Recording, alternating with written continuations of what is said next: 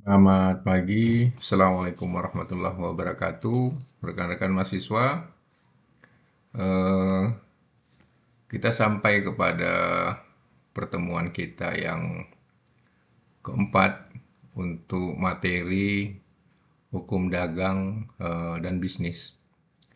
Rekan-rekan mahasiswa, pada pertemuan kita kali ini ya melalui video record pembahasan materi kuliah kita pada pertemuan keempat, kita akan membahas tentang perantara dalam perdagangan. Jadi dalam dunia bisnis, di dalam perdagangan itu ada suatu transaksi atau operasional itu di dalam rantai aktivitasnya itu tidak dilaksanakan langsung oleh pemilik perusahaan atau pemilik bisnis. Nanti kita bisa melihat beberapa pola atau beberapa bentuk daripada yang berkaitan dengan perantara dalam perdagangan. Kita bisa lihat atau ada suatu istilah yang sering kita dengar yaitu pimpinan perusahaan. Ya. Jadi pimpinan perusahaan itu di dalam prakteknya ya itu terkadang bukan orang sebagai pemilik dari perusahaan itu ya. Tapi aktivitas dia atau kegiatan dia sebagai pimpinan perusahaan ya, orang tersebut atau pihak tersebut itu melakukan sebagian atau seluruhnya pekerjaan-pekerjaan yang merupakan menjadi seluruh aktivitas daripada operasional perusahaan tersebut atau operasional dari usaha tersebut ya. Jadi kegiatan pihak atau orang yang melaksanakan pekerjaan tersebut itu menggantikan dari pemilik usaha tersebut ya. Jadi dia menggantikan si pengusaha yang sebenarnya, yang pemilik modal yang tertera di dalam akte perseroan tersebut ya. Si pimpinan perusahaan ini menjadi sentral kekuasaan daripada operasional perusahaan tersebut ya.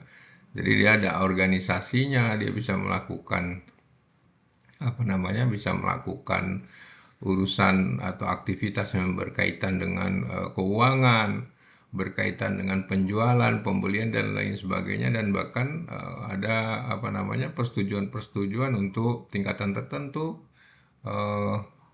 menjadi suatu kuasa yang diberikan kepada yang bersangkutan ya. Itu banyak terjadi di beberapa perusahaan ya, termasuk ketika saya bekerja dulu di plantation company seperti itu. Jadi ada beberapa direktur yang atau pimpinan itu tidak ada di akte, tapi secara organisasi di perusahaan orang-orang atau pihak tersebut mempunyai kedudukan yang bertanggung jawab terhadap operasional perusahaan. Biasanya kalau di dalam akte itu kita bisa lihat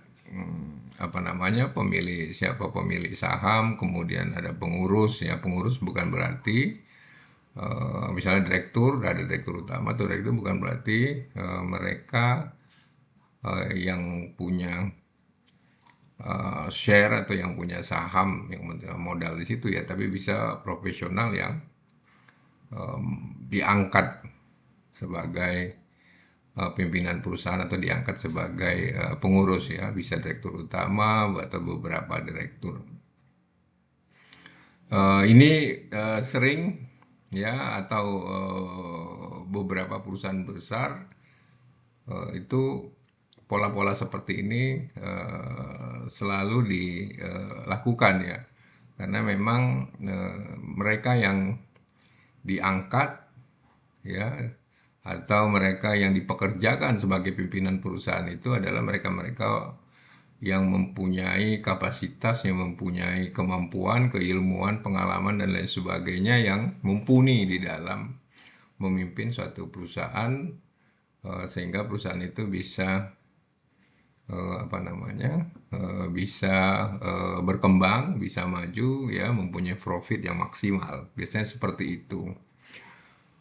Memang beberapa hal pimpinan perusahaan tersebut dibatasi oleh beberapa apa namanya beberapa eh, hal-hal yang menyangkut suatu resiko, misalnya memberi hutang, misalnya mau mengambil pinjaman di bank dan lain sebagainya, itu memang dibatasi, harus sepengetahuan atau ada kuasa dari pemilik perusahaan, ya. Jadi itu, ya, bisa kita pelajari, bisa kita lihat pengertian dari pimpinan perusahaan. Kemudian kita melihat eh, pola lain, ya, itu namanya prokurasi, ya. Jadi eh, seorang yang pemegang prokurasi ini, ya, dia sebagai kuasa, dia menolong atau dia melakukan sebagian pekerjaan yang meringankan, ya, dari pekerjaan yang seharusnya diemban oleh si pengusaha, ya. Eh, Pemegang prokurasi ini, ya, ini kalau dengan apa tadi, dengan pimpinan perusahaan itu, ya, itu ada perbedaannya, ya. Kebanyakan prokurasi ini lebih kepada melaksanakan sebagian-sebagian pekerjaan yang memang ditugasi oleh satu perusahaan, ya. Misalnya ada suatu cabang yang tertentu, dia bisa melaksanakan, mengembangkan dan lain sebagainya di wilayah tersebut, ya, menyelenggarakan, misalnya melakukan penjualan dan lain sebagainya. Eh, itu bisa kita lihat perbedaannya antara pimpinan perusahaan dengan prokurasi. Kemudian kita bisa lihat lagi rekan-rekan mahasiswa yang disebut dengan commercial traveler, ya. Ada satu perjanjian. Ini pedagang sering, kalau masa waktu yang lalu itu disebutkan pedagang keliling, ya. Jadi ini ada suatu perikatan, ada suatu perjanjian, ya, atau kuasa untuk, biasanya ini berkaitan dengan penjualan, ya. Jadi si pemilik perusahaan atau yang menjalankan perusahaan, pemilik sekaligus menjalankan perusahaan itu, ya, memberikan kuasa kepada seseorang yang disebut dengan pedagang keliling itu, ya, dengan kekuasaan yang terbatas. Kemudian dengan kuasa tersebut melakukan aktivitas, misalnya melakukan penjualan, menerima uang dan lain sebagainya. Menerima uang dari hasil penjualan tersebut, mempertanggungjawabkan seluruh aktivitas penjualan, keuangan, laporan-laporan yang diperlukan di dalam seluruh aktivitas yang dikuasakan kepada si pedagang keliling tersebut, ya, atau commercial travel, ya. Ini berkaitan dengan ini, eh, apa namanya ini menyangkut kuasa, ini punya biasanya kuasa tersebut diberikan dengan keterbatasan yang ini, ya, yang lebih kuat, ya. Jadi tidak bukan menjalankan satu perusahaan, tapi lebih biasanya bagaimana si apa namanya pihak pedagang keliling ini bisa melakukan delivery penjualan yang berkaitan dengan produk-produk yang dimiliki dari satu perusahaan, ya. Nah, ini diatur di dalam eh, buku ketiga ya KUA Perdata di bab 16 tentang pedagang keliling ini. Itu ya yang dimaksud dengan pedagang keliling atau commercial travel perjanjian ya. Kan rekan mahasiswa kita lihat lagi ya beberapa bentuk eh, sebagai perantara ya. Ini ada yang disebut dengan agen perniagaan atau commercial agent ya. Jadi perusahaan dari agen perniagaan ini disebut agentur ya, sedangkan persetujuan antara agen perniagaan dari prinsipalnya dinamakan agen kontrak.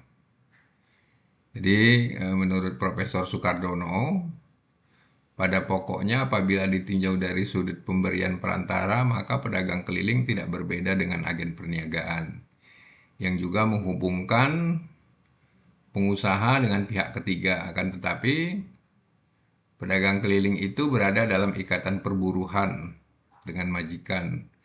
Sedangkan agen perniagaan itu sebagai perantara berdiri sendiri biasanya terhadap beberapa pengusaha dengan mana ia tak terikat karena perjanjian perburuhan, melainkan perjanjian untuk melakukan pekerjaan. Jadi rekan-rekan mahasiswa ya, itulah perbedaan agen perniagaan dengan apa tadi dengan pedagang keliling ya. Menurut Profesor Sukardono itu perbedaannya itu kalau pedagang keliling itu dia juga merupakan buruh, dia juga terikat dengan suatu hubungan ketenaga kerjaan antara pedagang keliling dengan yang punya perusahaan atau pengusahanya ya. Sedangkan agen perniagaan commercial agent ini lebih kepada perikatannya itu kepada bagaimana produk-produk dari pihak pemberi kuasa atau yang punya perusahaan itu mendelegasikan terhadap suatu aktivitas penjualan. Ya, tentu bukan penjualan saja, setelah penjualan, pembayaran, report dan lain sebagainya. Biasanya itu mengikatnya di situ. Dan agen perniagaan ini tidak ada hubungan ketenaga kerjaan dengan si pihak pengusaha ya. Artinya lebih kepada penjualan barang, berapa yang dijual, berapa komisinya dan lain sebagainya seperti itu ya. Kalau perjanjian perburuhan ya yang dimaksud dengan pedagang keliling tersebut ya biasanya ya kalau menurut Profesor Sukardono itu lebih kepada si pedagang keliling itu adalah karyawannya si pengusaha tersebut ya. Jadi di pengusaha tersebut mempunyai kewajiban-kewajiban yang menyangkut hak-hak si pedagang keliling berkaitan dengan ketenaga kerjaan. Misalnya ada upah, ya, kalau ya sebagainya itu ada benefit dan lain sebagainya yang harus dia tunaikan. Kira-kira seperti itu. Ya. Kita lihat lagi beberapa bentuk lain lagi rekan-rekan mahasiswa ya. Ada yang disebut dengan makelar atau broker ya. Ini kalau saat ini kita sering lihat ini di perusahaan-perusahaan asuransi ya. Jadi di perusahaan asuransi tersebut biasanya ada perusahaan misalnya asuransi A gitu, asuransi apa life, apa asuransi resiko, misalnya apa ya,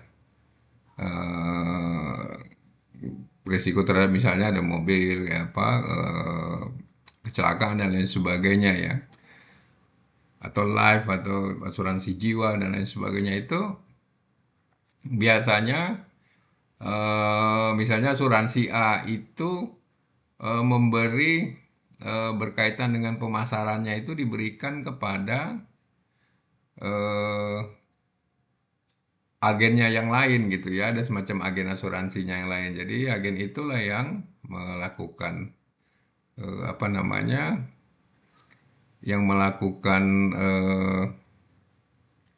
penjualan dan lain sebagainya. Nanti dia mendapatkan komisi di situ. Ya, itu yang biasanya agen broker. Yang sampai saat ini yang sering apa ya, apa namanya, yang sering kita lihat berjalan. Kemudian eh, agen-agen itu ya mendapat komisi atas penjualan tersebut ya, bahkan komisinya besar kalau asuransi itu. Demikian juga dengan barang-barang lain ya. Misalnya diproduksi oleh satu PT, kemudian dia mempunyai pabrik dan lain sebagainya, tapi dipasarkan oleh satu perusahaan lain lagi, ya. Itu. Jadi kalau masa lalu itu zaman dulu masih Hindia Belanda ya, masih itu ada berdasarkan pasal 62 KUHD itu ya cukup cukup ketat ya. Harus harus ada proses-proses tertentu ya sesuai dengan KUHD itu. Ya, itu nanti bisa diperdalam di Lecenat. Eh, kita bisa lihat yang lain lagi ya. Eh, jadi tentang pekerjaan seorang makelar ya, pasal 64 KUHD itu disebutkan bahwa pekerjaan makelar ialah melakukan penjualan dan pembelian bagi majikannya akan barang-barang dagangannya dan lainnya, kapal-kapal, andil-andil dalam dana umum dan efek-efek lainnya. Obligasi-obligasi, surat-surat wesel, surat-surat order, surat-surat dagang lainnya pula ya, untuk menyelenggarakan diskontuan pertanggung perutangan dengan jaminan kapal, pencatatan kapal, perutangan uangnya dan lain sebagainya. Jadi kalau masa lalu memang di masa eh,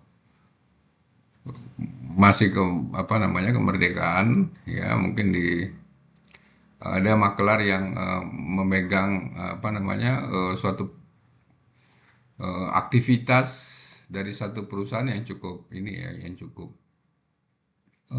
besar ya, sampai bagaimana melakukan penjualan, pembelian barang-barang, kapal dan lain sebagainya ya. Jadi mungkin di masa saat ini hal-hal seperti ini sudah tidak terlihat ya, lebih banyak dijalankan oleh pihak perusahaan langsung, kecuali dalam hal penjualan untuk menjangkau lebih luas daripada si pengguna atau pembeli. Kita lihat slide berikutnya ya. Ini ada komisioner ya. Ini satu tentang komisioner ini diatur ya pasal 76 sampai 85 KUHD ya. Jadi komisioner itu ya adalah seorang yang menyelenggarakan perusahaannya dengan melakukan perbuatan-perbuatan menutup persetujuan atas nama firma dia sendiri, tetapi atas amanat dan tanggung jawab orang lain dengan menerima upah atau komisi tertentu ya. Jelas ini di sini bahwa pasal 76 ya, seorang komisioner itu harus menjalankan perusahaan. Dengan demikian orang yang juga dengan nama sendiri mengadakan perjanjian-perjanjian dengan pihak ketiga yang sebenarnya untuk kepentingan orang lain, tetapi tidak menjalankan perusahaan, bukanlah komisioner. Jadi lebih kepada komisioner itu adalah orang yang diberi tanggung jawab untuk menyelenggarakan suatu perusahaan oleh pemilik perusahaan tersebut ya, atas jasanya menjalankan perusahaan tersebut, si komisioner ini mendapatkan satu upah ya, mendapatkan salary atau kompensasi yang diberikan diberikan oleh si pemilik perusahaan ya. Jadi ini lebih kepada komisioner ini lebih kepada ketika satu perusahaan itu suatu pemilik perusahaan itu memberikan suatu kuasa ya kepada seseorang untuk menjalankan satu perusahaannya, ya. Dia bebas ya sesuai dengan kesepakatan untuk melakukan hal-hal yang diperlukan di dalam satu perusahaan itu ya. Misalnya kalau perusahaannya jual beli, menjual, membeli dan lain sebagainya ya. Kemudian dia juga mendapat upah atau komisi yang diberikan oleh si pemilik perusahaan. Ya, jadi hampir-hampir mirip sebenarnya beberapa yang disebut dengan perantara di dalam perusahaan ya. Eh, jadi eh, hubungan komisioner ya dan komitennya adalah suatu perjanjian campuran antara perjanjian less giving ya dan perjanjian untuk melakukan pekerjaan. Overenskom, Todd, Head, Verrichten, Van Envele, Dienstein yang diatur dalam pasal 1601 KUH Perdata. Jadi pendapat dari Molengraaf ya, perjanjian komisi khususnya mengandung unsur perjanjian untuk melakukan pekerjaan. Ya, itu pasal 1601 KUH Perdata. Dan pada umumnya dapat pula digunakan ya atau takluk itu peraturan-peraturan tentang pemberian kuasa. Kalau ada pertentangan antara itu maka diutamakan perjanjian melakukan pekerjaan ya. Jadi komisioner ini diatur di dalam KUH Perdata tetapi tidak terbatas kepada perjanjian-perjanjian yang mereka lakukan di dalam suatu kesepakatan atau perikatan di antara pemilik perusahaan dengan komisioner yang menjalankan perusahaan tersebut.